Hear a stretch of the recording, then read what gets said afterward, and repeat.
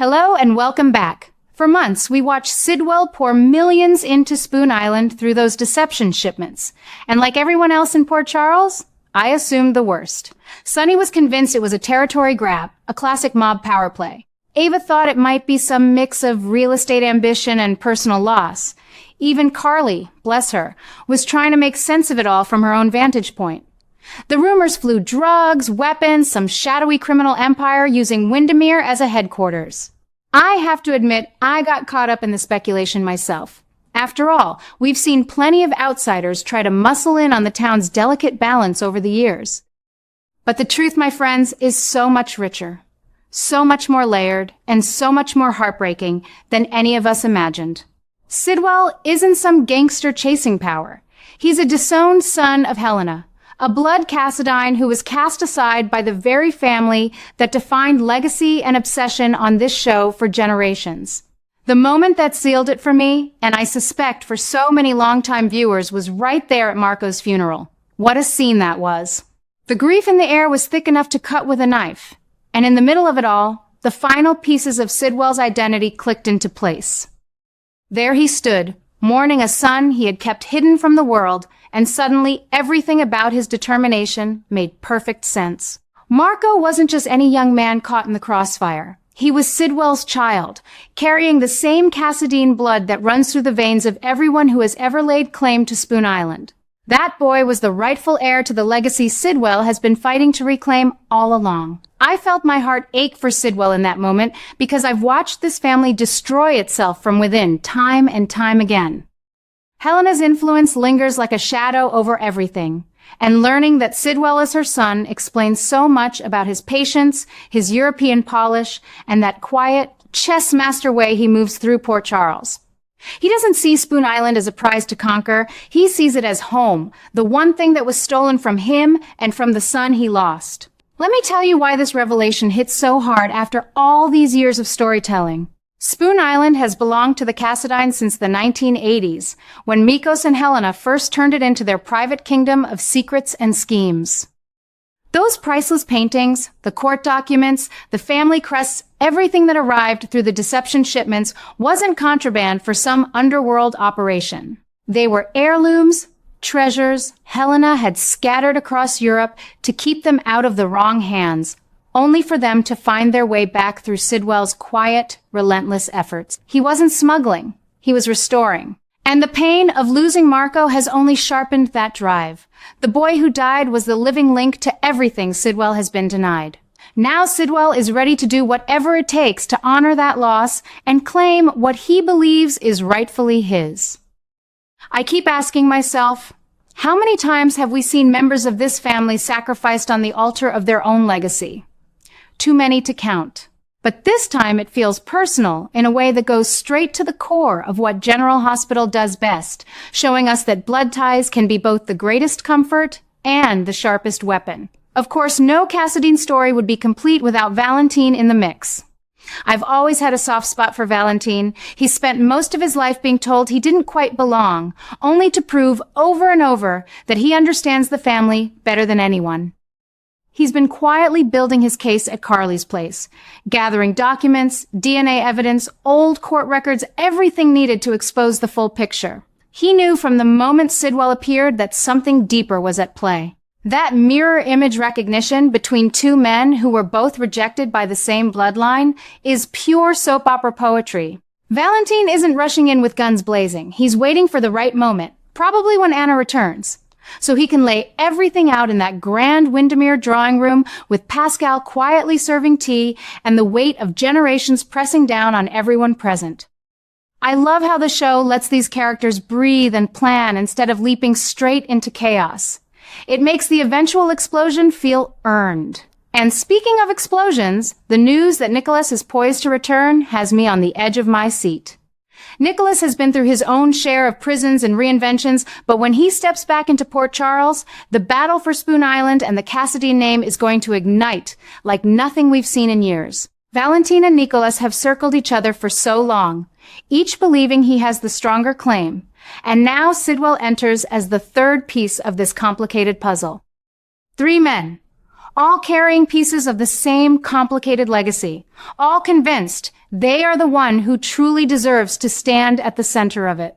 I've watched enough Cassadine wars to know that when these egos collide, the fallout touches everyone. Sonny's careful balance of power, Carly's protective instincts, even the younger generation that's just starting to understand what the name Cassadine really means. Will Nikolas try to reclaim his old place, or has prison changed him in ways we can't yet see? How will Valentine respond to a brother who once left him for dead? And where does Sidwell fit when the two cousins he never knew he had start drawing their own battle lines? These are the questions that keep me coming back week after week. What I appreciate most about this storyline is how it honors the show's history while pushing it forward. We've seen Helena manipulate, lie, and hide sons before. She scattered fortunes and secrets like confetti to keep control, and now one of those hidden sons has returned to pick up the pieces. Sidwell's journey isn't about conquest in the traditional sense. It's about a man who spent a lifetime building an empire just so he could hand it to a son who never got the chance to inherit it. Marco's death has turned grief into fuel, and that fuel is burning hotter than any mob war ever could. I find myself rooting for Sidwell even as I worry about the chaos he might unleash. Because after 40+ years of watching these characters, I understand that sometimes the most dangerous people are the ones who have nothing left to lose and everything left to reclaim. Poor Charles is holding its collective breath right now. Sonny still believes he's facing a rival gangster. Carly is caught in the middle of Valentine's quiet investigation. Ava senses the personal stakes but hasn't put the full picture together. And through it all, the island sits there like a silent witness, waiting to see which Cassadine bloodline will finally claim it once and for all. I've lived through earthquakes, curses, and more resurrections than I can count on this show. But this particular chapter feels special because it circles back to the very beginning, to family, to legacy, and to the idea that no matter how far you run or how deeply you're buried, the past always finds a way home. Sidwell has stepped fully into his Cassadine blood now, drawing on that old family strength like it's been waiting inside him all along. He's not just mourning anymore. He's using every ounce of that inherited power to fuel his revenge, and it's causing ripples of change that are shaking up the whole canvas of Port Charles in the most thrilling ways. I love how the writers are letting this evolve so naturally. One moment he's quietly rebuilding what was taken from him, and the next he's channeling that legendary Cassadine determination to protect the legacy he finally understands belongs to him. It's adjusting everything we thought we knew about the balance of power in town, and I can feel the story shifting under our feet like the ground on Spoon Island itself during one of those old earthquakes the show used to throw at us. Then came the news shock that hit like a thunderclap right at the heart of it all. Sidwell has just learned the truth about who really killed Marco, and it's Cullum. Not Sonny, not some faceless enemy, but Cullum, the man who had been circling the edges of this whole mess with his own agendas. The betrayal cut so deep because Sidwell had already started to see the people around him as pieces of the larger puzzle he was trying to solve peacefully. To discover that Cullum was the one who pulled the trigger, all while pretending to be something else, has lit a fire in Sidwell that no one saw coming. I felt it in my own chest watching that scene. The quiet fury in his eyes reminded me so much of the old Cassadine matriarchs, who never forgave a slight. He's ready now for a whole new level of revenge. The kind that doesn't stop at reclaiming what's his, but demands justice for the son he lost. And let me tell you, after 40 years of these stories, I know that when a Cassadine sets his mind on settling a score, the whole town better hold on tight. What makes this even more electric is how it confirms the full resurgence of the Cassadine family. For so long they've been scattered, hidden, or pushed to the sidelines. But Sidwell's arrival and this fresh wave of determination have pulled them back into the spotlight, stronger than ever. It's like the island itself has woken up again, whispering that old family name through every corridor of Windermere. Valentine has been quietly gathering his evidence, sensing the shift, and now, with Sidwell embracing his true roots, the three of them, Valentine, Nikolas, on his way back, and Sidwell represent a new generation ready to redefine what the Cassadines stand for. I keep asking myself how they'll navigate this without tearing each other apart, and the show answers almost immediately with small, perfect moments. A shared glance here, a careful conversation there, all hinting that blood might finally bind them instead of break them. But with revenge burning in Sidwell's heart, those fragile alliances are being tested in ways that feel fresh and urgent. I appreciate how the writers are handling Sidwell's transformation with such care. He's not turning into a cartoon villain. He's a man who spent a lifetime building something meaningful, only to watch it slip away with Marco.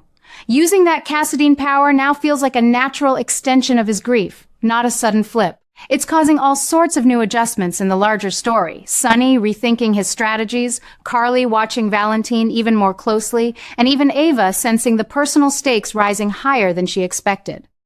The air in Port Charles feels charged, like something big is building, and I can't wait to see how these new revenge plans play out against the backdrop of a family finally rising together. This is why I keep coming back after all these years. General Hospital has a way of taking old wounds and turning them into the most compelling new chapters. Sidwell's discovery about Cullum isn't just a plot twist. It's the spark that's reigniting the entire Cassadine flame, proving once again that legacy and love and loss are forever intertwined on this show. The resurgence feels real, the revenge feels earned, and the changes it's bringing are exactly what keeps the drama so alive and warm in my heart. I'll be right here, same time next week, cheering for every revelation and wondering what clever move Sidwell will make next.